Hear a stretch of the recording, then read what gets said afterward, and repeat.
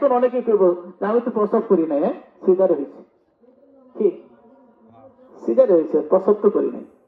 সিজারে হইলেও কষ্ট আছে, যে সমস্ত মানুষ সিজার করছে জিজ্ঞেস করবেন। 3 নম্বর হইল দীর্ঘ 2 বছর পর্যন্ত তোমাকে বুকের দুধ খাওয়াইছে। কতদিন? এটা সন্তানের অধিকার, আপনি তাকে 2 বছর পর্যন্ত দুধ খাওয়াতে হবে। কিন্তু ইমাম আবু হানিফা রাহমাতুল্লাহি আলাইহির মতে 2 বছর নয়, 2.5 বছর পর্যন্ত বাচ্চা দুধ খেতে পারবে, এটা বাচ্চার অধিকার। কোন নারী যদি তা থেকে বঞ্চিত করে তাহলে এই সন্তানের অধিকার থেকে বঞ্চিত করা হইল। আজ যদি আমরা দেখি মায়েদের ব্রেস্ট ক্যান্সার, বুকের ক্যান্সারের হার অনেকটা বেড়ে গিয়েছে। এর কারণটা কি জানেন?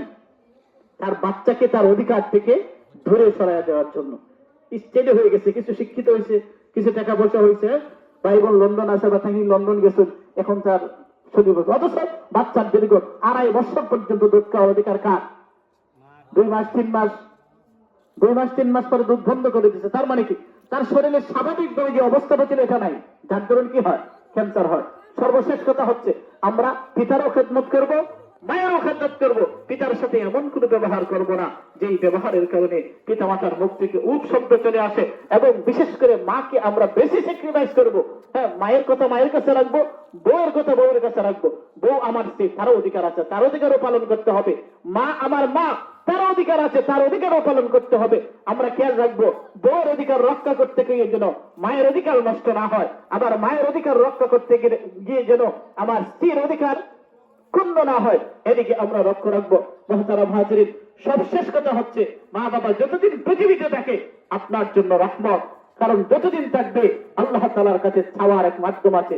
মা নাই, বাবা নাই, আপনার বাবা গরিব, অসুস্থ হয়ে বিছানায় পড়ে আছে, আপনি কোনো দুর্ঘটনায় পড়েছেন, আপনার মা বাবার মুখ থেকে অটোমেটিক দোয়া চলে আসবে। দুনিয়া থেকে চলে গেলে আর এটা পাবেন না। এরপরে সবচেয়ে বাবা মা যদি মারা যায় এরপরেও কিছু অধিকার পিতা মাতার উপরে আছে।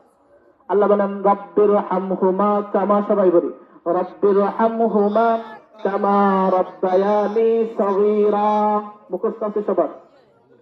এখানে আল্লাহ বলছেন, ও আল্লাহ রব্বির হামহুমা কামা, পিতা এবং মাতা তারা আমরা ছোট সময় যেভাবে আদর যত্ন করেছিল এভাবেই তাদেরকে কবর জগতে আদর যত্নের সাথে রাখো।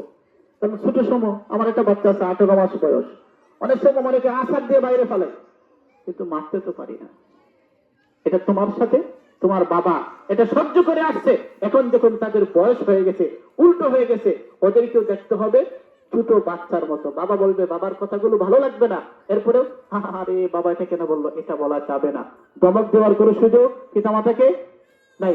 আল্লাহ পাক আমাদের সবাইকে যতটুকু আলোচনা করেছি এর উপরে যেন আমল করার তৌফিক দান করেন। বিশেষ করে যাদের পিতামাতা আছে তাদের সেবা করার চেষ্টা করব, এবং যাদের বউ আছে মাও আছে দুজনকে ম্যানেজ করার দায়িত্ব আমার। যদি আমি পারি না তাহলে আমি কা পুরুষ না বীর পুরুষ বলেন? কা পুরুষ। যদি পারি না কা পুরুষ। যে শুধু বউয়ের দিকে হাইলা যায় সেও কা পুরুষ, আবার যে শুধু মার দিকে হাইলা যায় সেও কা পুরুষ।